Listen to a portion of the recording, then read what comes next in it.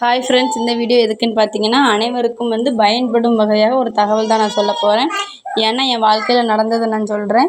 சஹானாஸ்ரீ நாங்கள் ரோட்டில் நாங்கள் பைக்கில் போயிட்டுருக்கும்போது சஹானாவோட கொலுசு கீழே விழுந்திருக்கு. அந்த ஒரு கேர்ஃபுல்லாக கூட நான் கவனிக்காமல் நான் கேர்லெஸ்ஸாக இருந்திருக்கேன். அதுக்கப்புறம் ஒரு கடைக்கு நாங்கள் ஜூஸ் குடிக்க போயிருந்தோம். அந்த கடையோட ஓனர் பாப்பா காலில் கொலுசு இல்லையே அப்படின்னு சொல்கிறாங்க. அதுக்கப்புறம் தான் நாங்கள் பயந்து போய் ரிட்டன் நாங்கள் எந்த வழியாக வந்தோமோ அந்த வழியாக போய் ரிட்டன் லைனாக பார்த்தோம். அதுக்கப்புறம் ஒரு பைக் ஸ்டாண்டுக்கிட்ட பாப்பாவோட கொலுசு கீழே கிடந்துச்சு.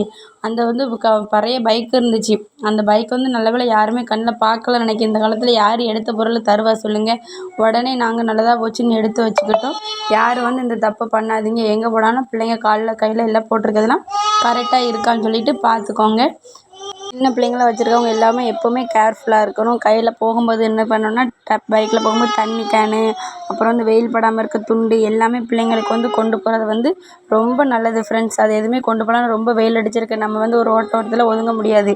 ஏன்னா ரோட்டில் பைக் எல்லாமே நம்ம போகும். அந்த தூசி எல்லாமே பிள்ளைங்களுக்கு வரும்னால நம்ம எப்போவுமே துணி கொண்டு போகிறது ரொம்ப நல்லது. இந்த வீடியோ பிடிச்சா மறக்காமல் நம்ம சேனலை சப்ஸ்கிரைப் பண்ணிக்கோங்க.